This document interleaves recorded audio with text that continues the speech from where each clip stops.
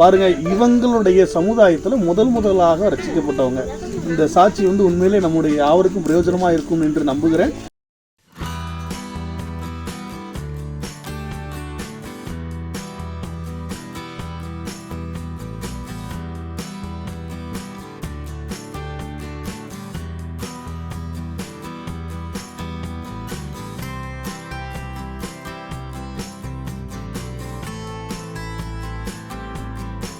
கிறிஸ்துவுக்குள் அன்பானவர்களே, வாரம் ஒரு சாட்சி நிகழ்ச்சியின் மூலமாக திரும்பவுமாக இந்த வாரத்தில் உங்களை சந்திப்பதில் நான் மிகவும் மகிழ்ச்சி அடைகிறேன். பாருங்கள், இந்த உலகத்தில் நம்ம எதெல்லாம் பார்க்குறோமோ எல்லாத்தையும் படைச்சது ஆண்டவர் தான்.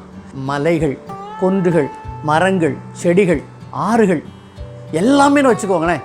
இப்போது ஆதியில் ஆண்டவரை வந்து ஆதாமும் ஏவாளும் அறிந்திருந்தாங்க. ஆனால் அதுக்கப்புறம் அந்த தலைமுறையாக இந்த மனுஷ ஜாதி உலகத்தில் வந்ததுக்கப்புறம் காட்டில் வாழுற மனிதர்கள் ஆண்டவரை அறிந்திருந்தார்களா அப்படின்னு பார்த்தீங்கன்னு சொன்னால் இல்லை. ஏன்னா அவங்களுக்கு வந்து ஆண்டவரை பற்றி தெரியாது. அப்போ அவங்க யாரை வணங்குனாங்க?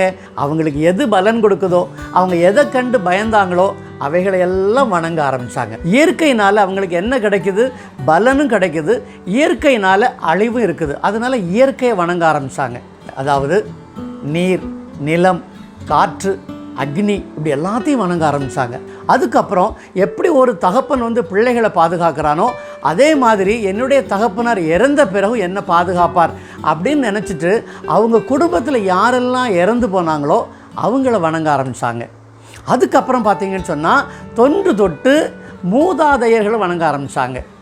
அந்த மூதாதையர்கள் தான் குலதெய்வமாக மாறினது. அப்போ பாருங்கள், இயற்கையை வணங்கினாங்க, மூதாதையர்களை வணங்கினாங்க, குலதெய்வங்களை வணங்கினாங்க.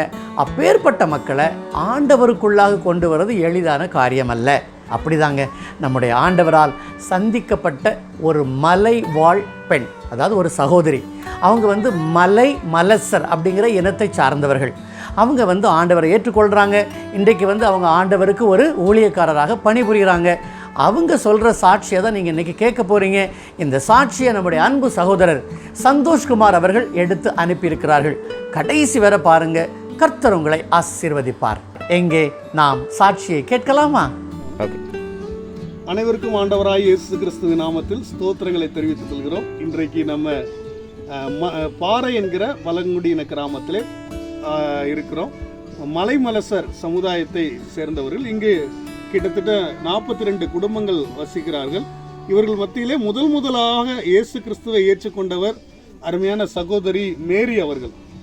அவர்களுடைய சாட்சி மிகப்பெரிய ஒரு சாட்சி. அவர்களுடைய வாழ்க்கையில ஆண்டவர் எந்த அளவிற்கு மாற்றத்தை கொடுத்தார், அவர்களை ஆண்டவருக்குள் எப்படி அவர்கள் வந்தார்கள் என்பதை குறித்து அவர்கள் இன்றைய நாளிலே நம்மோடு சாட்சி சொல்ல இருக்கிறார்கள். வாருங்கள், அவர்களை பற்றி நாம் தெரிந்து கொள்வோம். கத்திரக்குலை இப்போதான் புதுசாக ரசிக்கப்பட்டிருக்கிறேன். ஆனால் என் பேர் மாரியம்மா.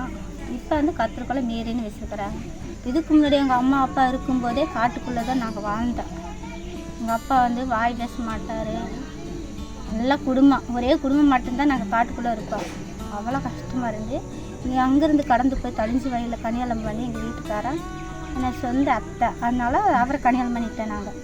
அதனால அவ்வளோ கஷ்டப்படும் போது காட்டுக்குள்ளே தான் நாங்கள் போவோம். போய் தேனுங்கிறத எடுத்துகிட்டு வருவேன். எல்லா இது வந்து நாங்கள் தொழில் செய்கிறது எங்களுக்கு அந்த வழக்கம். ரொம்ப கஷ்டங்களை சூழ்நிலை நாங்கள் வாழ்ந்துட்டு இருந்தோம். அப்போ எங்கள் வீட்டுக்காரர் எந்த வாய்ப்பும் கிடையாது, வேலை வாய்ப்பு எதுவுமே கிடையாது, கூலி வேலை தான். மலைக்குள்ள போய் நெல்லிக்காய் கழுக்காய் கொண்டு வருவாங்க. அது பார்த்தேன்னா மகன் பெரிய பையன் வந்து 1 வயசு இருக்கும். அந்த குழந்தை தூக்கிட்டு நம்ம மலைக்குள்ள போகணும். அவ்வளோ கஷ்டமாக இருக்கும் எங்கள் வாழ்க்கை. அந்த மாதிரி தளிஞ்சு வயலுங்கிற இடத்துல நாங்கள் வாழ்ந்துட்டு இருந்தோம். அதாவது அக்கா என்ன சொல்ல வராங்க அப்படின்னா, கிட்டத்தட்ட ஒரு 15 வருடம் 20 வருடத்துக்கு முன்பதாக இவர்கள் வந்து மலைப்பகுதியில் உள்ள மலைக்குள்ளே தான் இருந்தாங்க. இவங்களுடைய வாழ்க்கையெல்லாம் மலையை சார்ந்த வாழ்க்கை. மலையில் இருக்கிற தேன், அங்கே தினை, அங்கே உள்ள கிழங்குகளை நம்பி தான் இவங்களுடைய வாழ்க்கை இருந்தது. ஆனால் இப்போ இவங்க வந்து இங்கே இந்த மலையை விட்டு கீழே இறங்கி வந்து நம்மை போன்ற மக்களோடு வாழ்ந்து கொண்டிருக்கிறாங்க. ஆனால் அதிலிருந்து ஆண்டவர் பெரிய ஒரு ரட்சிப்பை கொடுத்துருக்கிறாரு. அது தொடர்ந்து அவங்க சொல்கிறாங்க. நம்ம என்னன்னு சொல்லி கேட்கலாம். அக்கா, ஆண்டவர் உங்களுடைய வாழ்க்கையில் ஆண்டவரை வந்து ஏற்றுக்கொண்டீங்க சொந்த ரட்சகராக. அதற்கு முக்கிய காரணம் என்ன அப்படிங்கிறத இந்த வீடியோ வாயிலாக சொல்லுங்கள். நீங்கள் முக்கிய காரணம் வந்து எங்கள் வீட்டுக்கார் ரொம்ப கஷ்டமாக இருக்காங்க. அங்கே தளிஞ்சு வயலிருந்து வந்து பிள்ளைய படிப்பு வாய்ப்பு இல்லைன்னுட்டு கீழே வந்துட்டாங்க. வந்து இங்கே இருந்து அவர் ரொம்ப கஷ்டங்க. அவரை காப்பாற்ற சூழ்நிலை கூட இல்லைங்க. அந்த மாதிரி கஷ்டப்பட்டார் அவர். அப்போ எங்கள் வீட்டுக்காரர் கேரளாவில் இருந்துட்டு இருந்தார். அப்போ கர்த்தரை பற்றி கொஞ்சம் சொல்லியிருந்தாருங்க. ஆனால் அவர் பயன்படுத்தலை, ஏன்னா ஆண்டவர் என்னோட பேசி பயன்படுத்திட்டாருங்க.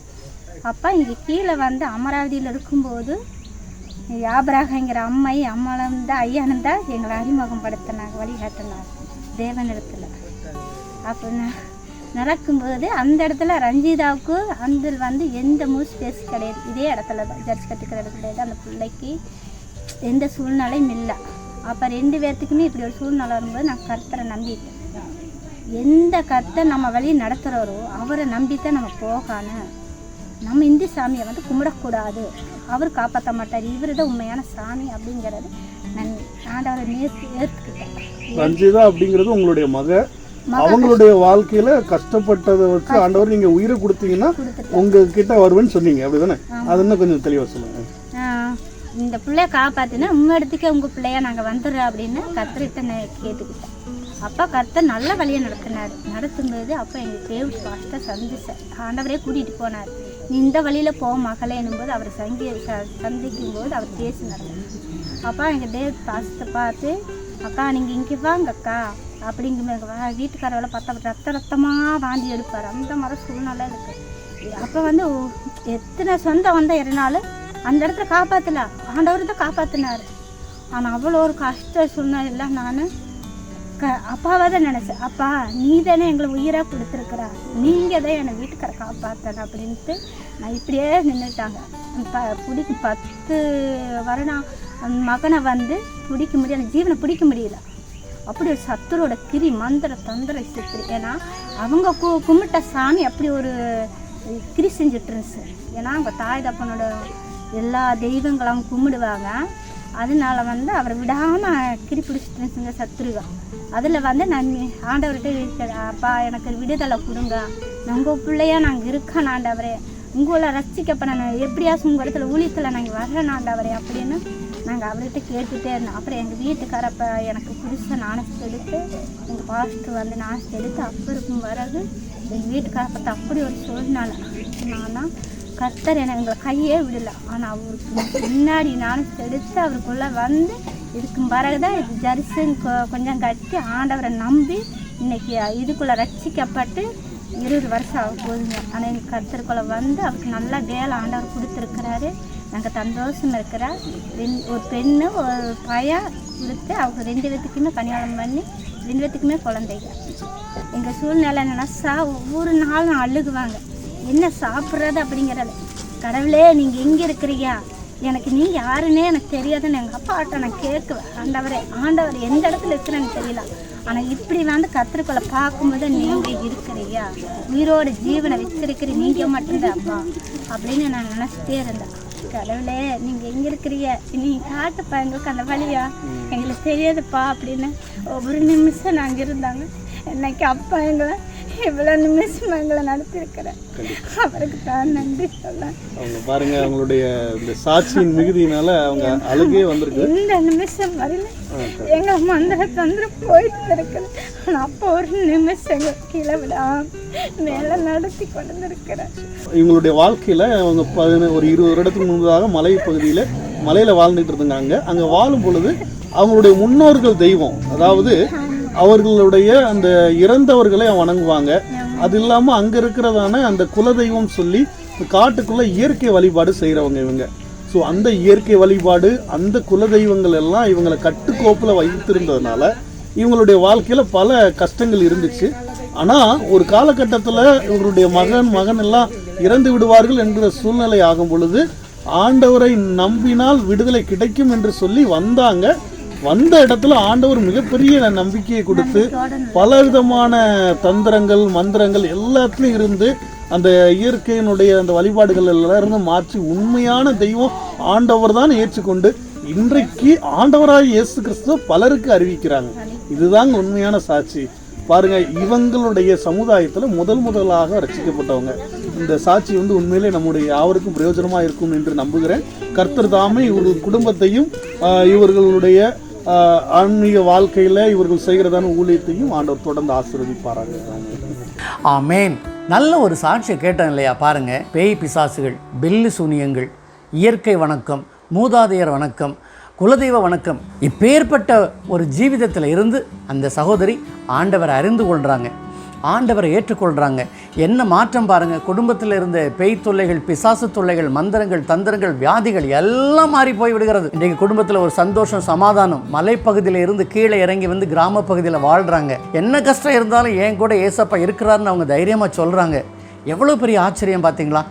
இந்த லெந்து நாட்களில் எப்படி அந்த இருளில் இருந்த மக்கள் வெளிச்சத்தை கண்டு கொண்டார்களோ, அப்படி நாம் என்ன செய்வோம்? ஆண்டவருடைய வெளிச்சத்தை கண்டுகொள்வோம். அவருடைய பிரகாசத்திலே நாம் மகிழ்ச்சி அடைந்து ஜீவிப்போம். நாம் செய்ய வேண்டியது என்ன தெரியுமா? அவரை ஏற்றுக்கொள்ளணும், அவரிடத்தில் ஜெபிக்கணும். அதைத்தாங்க அந்த சகோதரியும் செய்திருக்கிறாங்க. எங்கே ஒரு வசனத்தை எடுத்து வாசிக்கலாமா? அப்பொழுது நான் கர்த்தருடைய நாமத்தை தொழுது கொண்டு, கர்த்தாவே, என் ஆத்துமாவை விடுவியும் என்று கெஞ்சினேன். என் ஆத்துமாவை மரணத்துக்கும், என் கண்ணை கண்ணீருக்கும், என் காலை இடறுதலுக்கும் தப்புவித்தீர். சங்கீதம் 116 வசனங்கள் 4 மற்றும் 8.